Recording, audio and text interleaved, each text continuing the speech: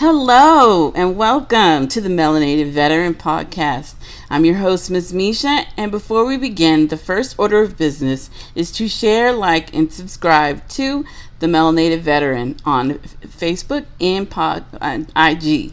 We are on almost all major platforms: iTunes, Google Play, iHeart, Stitcher, YouTube, Spotify, and many more. And don't forget to check out our website at www.themelanatedveteran.com. So today our special guest is the founder of You Are Uniquely Beautiful brand, co-host of the Can't Get Right couple podcast. Please welcome Twanna Spencer. Hi, thank you. How's everybody doing? Thank you so much for being on here. It really means a lot. No problem. Thank you so much for having me. I really appreciate you taking the time to interview me. Yeah, of course. So let's get started. How long were you in the military and what branch? Okay, so I have a small, tiny backstory about the military. So, of course, getting out of, before I graduated, I didn't want to go straight into college. And I didn't know exactly what I wanted to do. So, I did work for a year. And after that, I decided to go in the military. So, what I did was first, I went to the Air Force branch.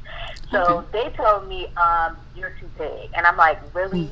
The recruiter was actually bigger than me, and she was telling me I was too big. So I was like, okay. Then I moved on to the Marines. Well, that didn't work out too well because he tried to run me to death.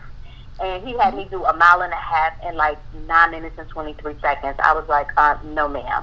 And then I ended up going into the Navy branch. Okay. And I went into the Navy branch. I'm from Brooklyn, New York, but I went into Harlem. The branch that I went into the military from was a branch that was off of 125th Street, right down the street from the Apollo Theater. So, yeah, I was still too big, but he had me running with trash bags and all different types of stuff. So I finally went into the U.S. Navy, and, you know, it was good. It was good. Okay. So, how long were you in, and what was your job?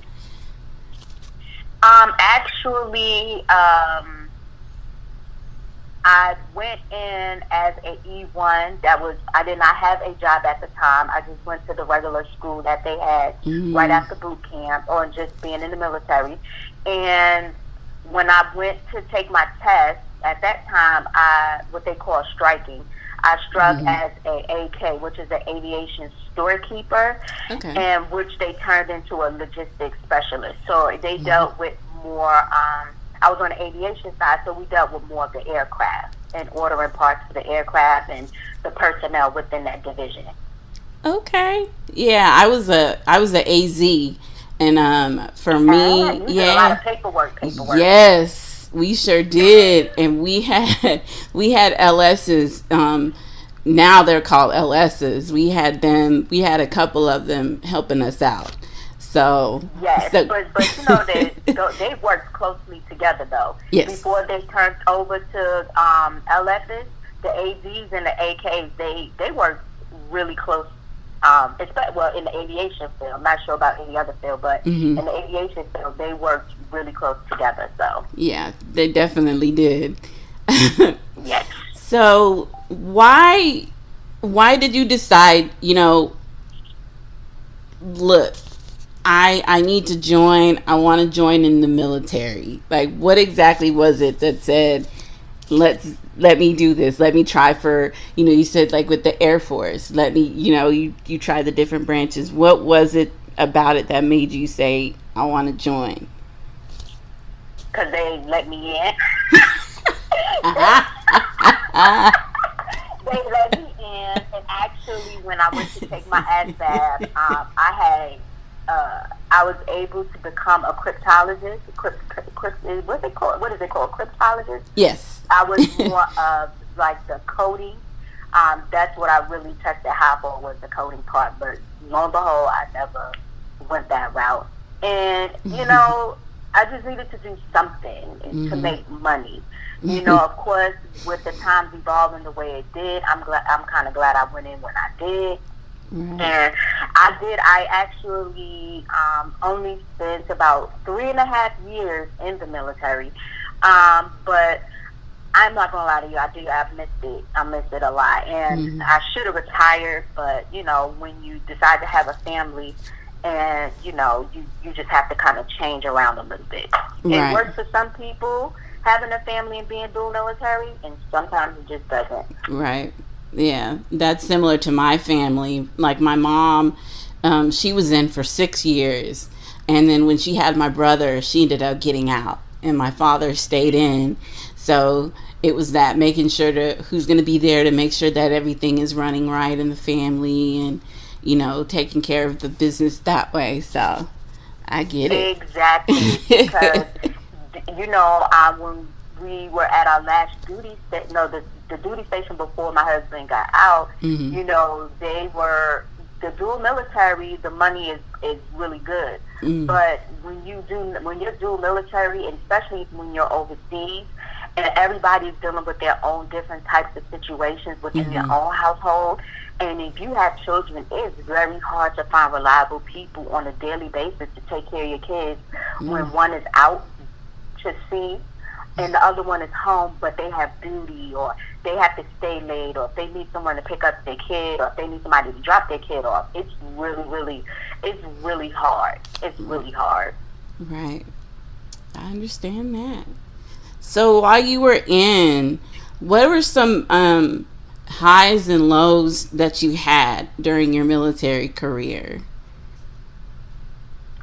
I would say the highs were just basically getting a paycheck every 2 weeks, making sure everything was good with that. And you know, when I took my test the first time and made rank the first time around, and I made rank, and then I ended up getting out. So those were basically the highs of being in the military, and actually paying into my education.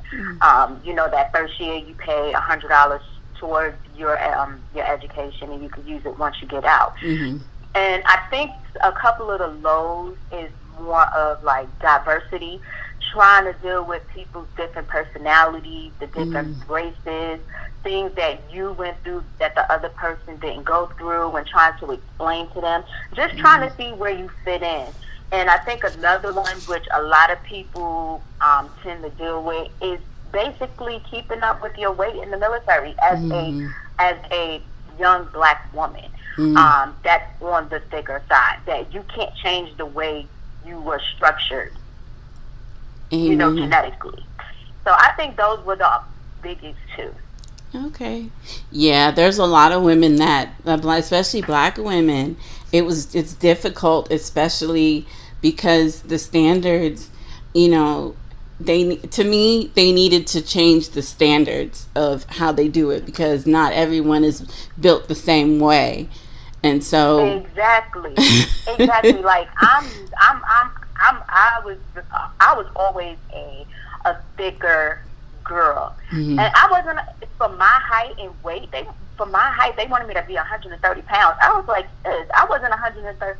The last time I was 130 pounds was in ninth grade. You know what I'm saying? Right. And you know, when you are structured on the voluptuous side or the thicker side, you're not just a straight board. It's like, what do you want me to do? You know, I can't change the structure of my body to accommodate you, but at the end of the day, sometimes you have to make sacrifices to get where you want to be too. Right.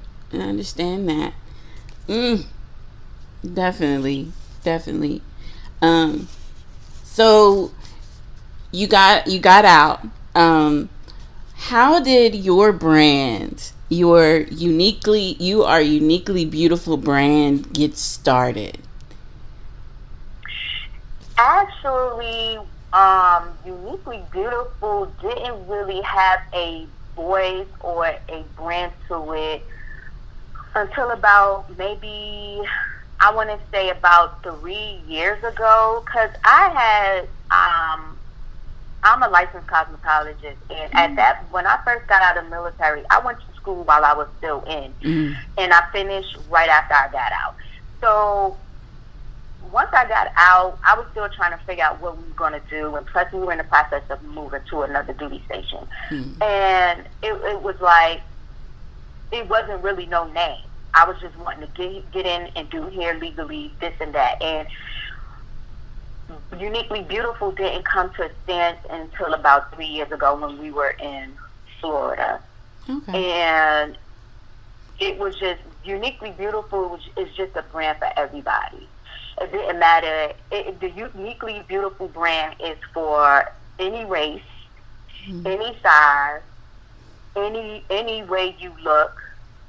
It covers everybody. And that might be a little bit vague, but I think that we all have our own unique genetic makeup, and a lot of people are dealing with different types of insecurities about their body, their face, and then you have a lot of girls that are going up under the knife for surgery to make their bodies look,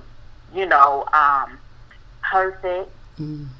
To what society expects us to look like. I think Uniquely Beautiful just falls up, with everybody. If you're eccentric, if you are gothic, I think that the Uniquely Beautiful brand just speaks for everyone. And I know somebody might say that's a little vague, but you can still be sassy, you can still be conceited, you can still be shy, humble, and generous up under the Uniquely Beautiful brand, and that's what I love about it. I fight with myself a lot about it because now I'm only doing one thing currently under the cosmetology brand. I'm cosmetology scent, but I still feel like Uniquely Beautiful is still a really good brand to have. Yes, I was looking through with the lips, especially like with the lip gloss and everything that you had, and I was like, okay. So I don't wear makeup, but I'm like, I would love to put something, to make my lips pop more. So I'm definitely going through and I'm buying something from you guys because I love it. I love what your brand stands for. Because like you said, thank you so much. Yeah, and to me, it's not being vague because, it's for everybody. You're different, you're unique. We're all unique in our own way. And so I love it. And I absolutely do. And as far as like the lip gloss side of it, is something that I did with my daughter Ava, and it's really for her. Even though she's only 10, and she's not really the like girly girl. She's one of those girls that like a tomboy, but then she could still be cute and wear lip gloss. So she can play both sides. But I'm starting for her, even though she doesn't really completely understand. She see what I'm doing, and she see the lip gloss, but she doesn't really understand right now. And while that's okay, because she's still developing and she's still finding her own way in life for herself also. So that way, when she's ready to take over, she know the formulas, she know the packaging, she know how to do it, and she can just take over whenever she's ready. Right. Starting young. Be there for her. Right. Yeah, I'm going to still be there for her to help her along the way. But this is really for her. At some point, we're going to transfer it to her solely so she can take care of it. But she needs her own money. Because every time we go to the store, I swear she be putting like 4 or 5 extra things in the cart, And it's really good. And she's gotten a lot of business. She's getting a lot of help from her grandparents. And it's something that's really easy, and it's easily sellable when you have a great product. So I'm all for it. And I'm not, and to truthfully honest, I'm not a makeup person either. I just think that the lip gloss, anybody can wear lip gloss. You could just pop it on, have a messy bun. You could just throw on some sweats, and you could just go outside and still be cute. You don't have to get glammed up every single day, and that's what I love about the lip gloss. I'm telling you, I love it. And I love the fact that you're starting her out young to know, like, this is what for the business, because a lot of families, parents don't instill that into their children. Like, hey, this is how to do a business. This is how, you know, what you need to do. And then two, to be kind of like, look, if this is what you, how you want to dress, how you want to be, like, you know, go for it. And I love that you guys are. Yes. I love But that. but don't get it wrong now. It took a while. Like, you know, I have two older boys, and I'm still learning every day on the business side. And even though I've been a cosmetologist about 17 years, I'm still learning every day, because having the skill of being a cosmetologist and whatever field you are in, and you've mastered it, being on the business side of it is completely different. Marketing, finance, that stuff is different. And with us being a military family and having to move, you know, there was no kind of like standstill. We're going to be here for like 10, 15 years, so let's get planted. Being a military family and moving every 3 years, there was no stability. So I never really played the part of the finance part or the marketing part. I would just do it when it came, and then that was it, because I knew that we weren't going to be here long. So at that time I was just thinking, let me just get what I can right now and just build my portfolio up. Right. So the business side of it didn't really hit until like the past like maybe year or so. It's kind of really when it really hit. Gotcha. So what advice would you give somebody who wants to start a business? The advice that I could give someone starting any business is to do it. Okay. I was such a big procrastinator and looking and saying, oh, I want to do this, oh, I want to do that. And when you're talking and not putting any action into it, it's just talk at the end of the day. And even if you have to start small, it's okay to start small, because a lot of businesses did start small, especially when you go into your finances. And some people will risk it all and do big. Some people will risk it all and don't do good. But you'll never know until you jump out on faith and just start. Amen. Now, the lip gloss business, while it's very small, it's expensive. And anybody can start a business, but you have the mind frame. You have to have the mind frame of keeping it up. Right. That's where people start falling off, because they want to follow what everybody else is doing instead of just doing what they can for themselves. And that's something that I had to learn for myself, because I want to make wigs, I want to do sew-ins, I want to do lashes, I want to do stuff, I want to sell lip gloss, I want to do all that. But at the end of the day, you have to have balance. And making a wig, it takes about 4 to 5 hours, depending on how long you've been doing it. Lip gloss, while you get that little cute tube, it takes a while to do that, because you got to get all those materials out and then put it together and then put it in the tube to make that one tube. And it takes a while, so it's not enough time in a day to try to fit all of those things in. And I'm a lash artist, so it's just like, that's 2 hours that I need to have on one client. So it's not enough time in a day to do all of that. Right. So, but you're doing it, and I love that. That's one thing I love, that especially like you said, you got to have that balance, but you got to have consistency, because if things might not necessarily work out exactly how you want it, but you just keep doing it. Like, yes, and consistency is the biggest thing that I didn't have. I just started having consistency within the past year, or under a year. And I was just like, I was that business that, I know my work is good. My lashes are popping. I know I can do it. I know the lip gloss is good. I know everything is good. But if you're not being consistent and posting and showing people what you have to offer, nobody's going to know. And you're going to be sitting on product, and you're going to be sitting on all this stuff that you're not moving out. You're purchasing, but you're not moving it out. So if you're not being consistent with showing people what you have to offer, then you're not in the business. You're not in business. You just have a hobby. Right. Amen. I definitely hear that. Yeah.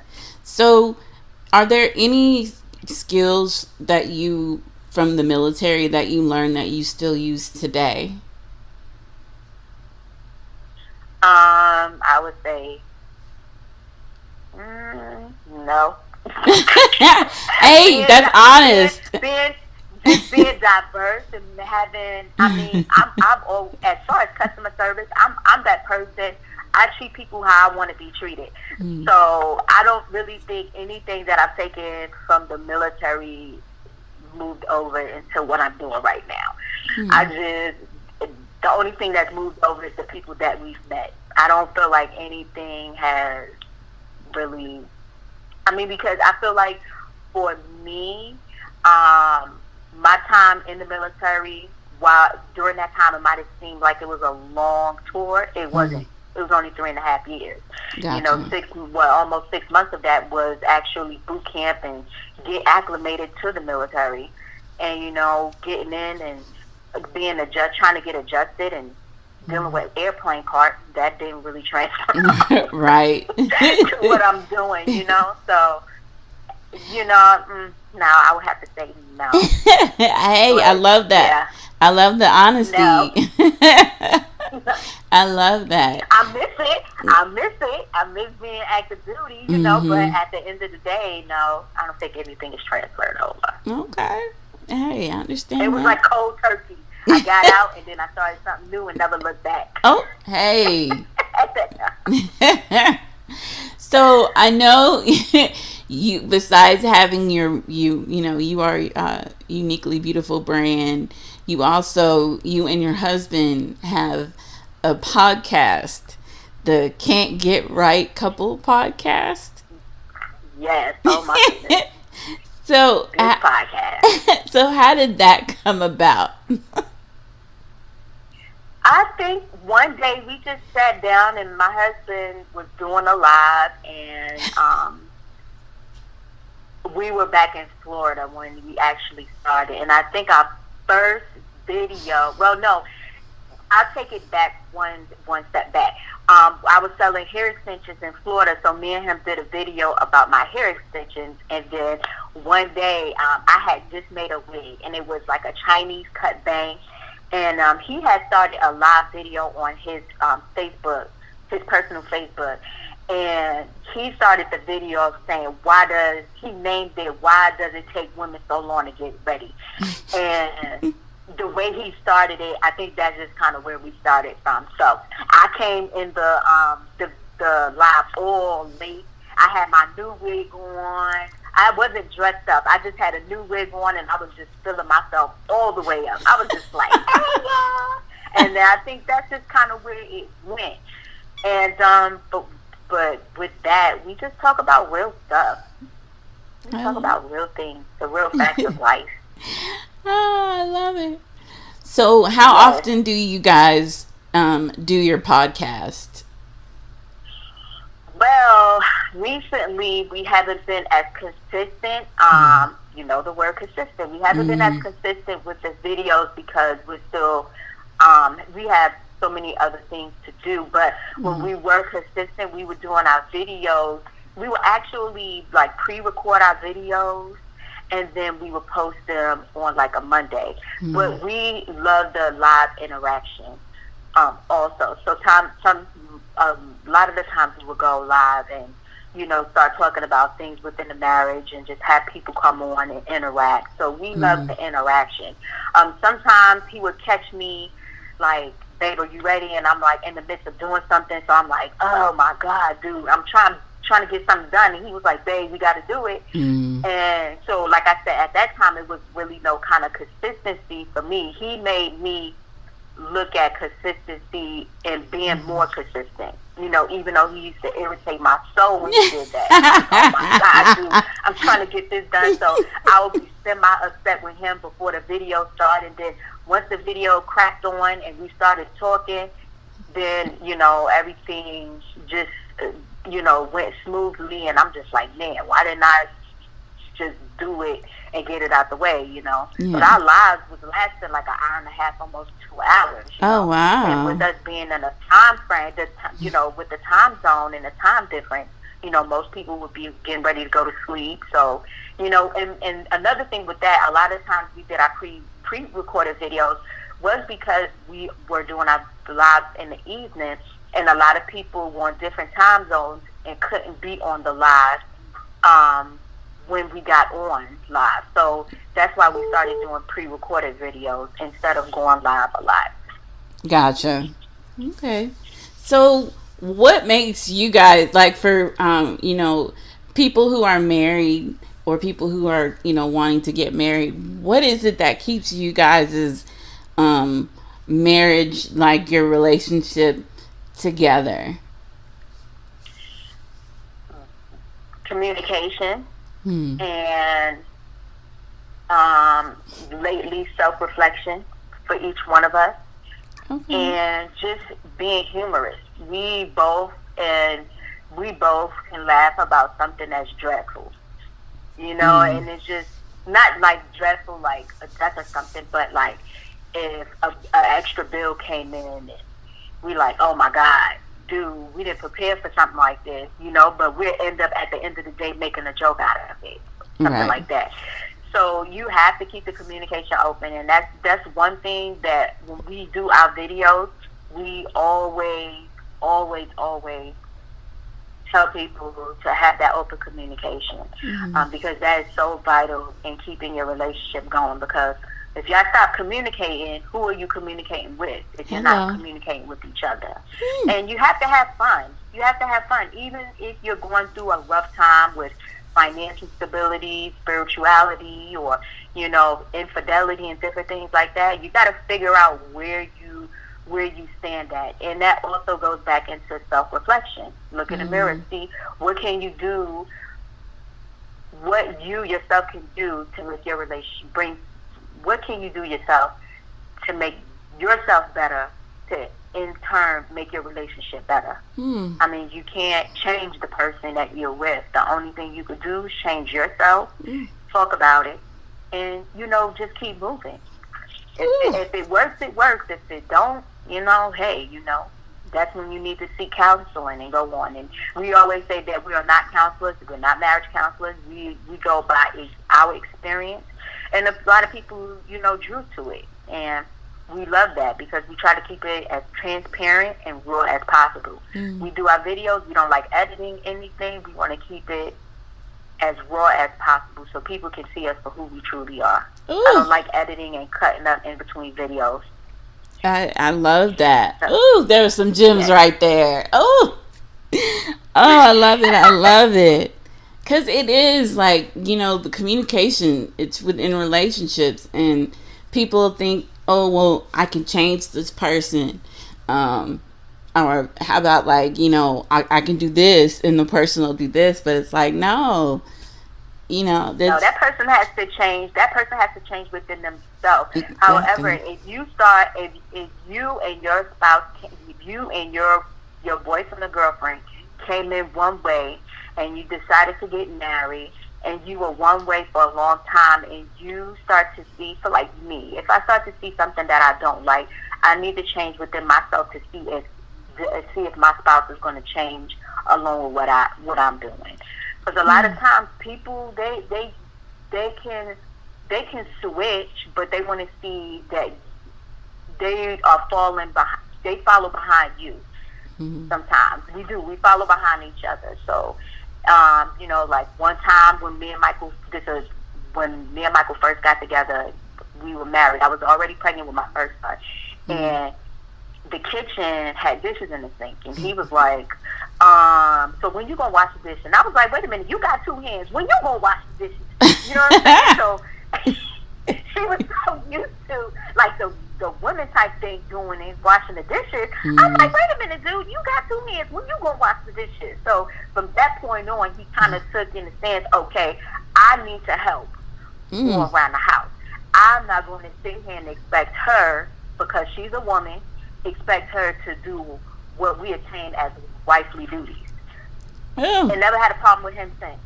Okay, but I love that because y'all start, hey, these boundaries. Yeah, mind you now, my son now is going to be, my oldest one, the one I was pregnant with at that time, he's going to be 21 in August. Oh, wow. So, yeah. Hey, you guys teach him. Yeah, and I love that you guys have the boundaries. You let him know ahead, like, look, no, like if we doing this, it's both of us. It's not just me, and it's not just you. Like we doing this together. I love that. And that wasn't even a talk or a conversation. That was just like, yo, you got two hands, you can wash them dishes too. Like, what's the problem? Oh, I love it. I love it. Oh, so I love everything about you and Michael's relationship and your businesses together. I love everything about you guys. I can see after talking to him and then talking to you, I can definitely see why you guys are matched, like why you guys are together, because you both feed into each other. I love that about you guys. I really, really do. Yeah, and I feel like now, because we're finishing each other's sentences, we're now like thinking the same exact thing at the same exact time. It's creepy. It's really creepy, actually. It's awesome, but it's creepy at the same time. I don't know if it's the time we put in or what, but it was like, oh my God, babe, I'm thinking that same thing at the same exact time. And it's just awesome. It's awesome. Now I try to tell people, you know, you can't force somebody to get married. And you have to work on a relationship. It is not going to be perfect. Our relationship has not been perfect. Right. But we took those lemons and turned them into lemonade. And I love lemonade. I love every lemonade. Okay, so, you just got to make it work. You just have to, especially with time evolving the way it's doing. And, women's got their own big independent, if the man is not bringing anything to the table, then I don't want to be with him. Sometimes you got to work. Both sides got to work. Hello. Ooh, there's another gem. You both got to do it. You both got to work. Yes. Okay. But also back each other up. Have each other's back at all times also. Amen. So, yes, honey. Amen. I don't let nobody do my baby wrong now. I'll be like, don't do my baby like that. That's my baby. Okay? And I know he'd do the same thing. I know him, knowing him, he'd be like, oh no, you're not going to do her like that either. No. Mm-mm. Oh no. But see, that's the great thing about our relationship. Everybody respects our relationship. So even, I think his family, we talk more with his family than with mine, and I absolutely love it. And they get on him, like he has a cousin that gets on him all the time. And I'm like, don't do my baby like that. He said, well, I appreciate you taking up for your husband. But I'm going to still get on him anyway. So we have that. It's awesome. It's awesome. Oh, I love that. So before we wrap up, let everybody know where they can reach you, find you guys. As far as everything? Yes. So like your Uniquely brand, your website for that, and your Instagram and Facebooks and. Oh, okay. Well, as far as, let me start with the Can't Get Right Couple. The Can't Get Right Couple, you can find us on Facebook at the Can't Get Right Couple. You can find us on iTunes. You can find us on YouTube. And we do not have a website actually for the Can't Get Right Couple. That might be something we might look into over the next year or so, but not currently. But as far as my Uniquely Beautiful brand, you can find hair extensions, lip gloss, probably not too much lash appointments, depending on where you're at. However, you can find that. My Instagram is at uniquely_beautiful77. You can find me on Facebook at Uniquely Beautiful. And my website is www.youruniquelybeautiful.com. Awesome. Again, I want to thank you so much for being on here. It means so much that you were able to take the time to come be interviewed by me, about you guys and your brand. So thank you. No, thank you. I really appreciate you taking the time to interview poor little old me. Oh, stop. So again, you can find me on the Melanated Veteran on Facebook, IG. Don't forget to check us out on all major platforms. Also, our website, www.themelanatedveteran.com. I'm your host, Miss Mesha, signing off saying embrace what makes you, you.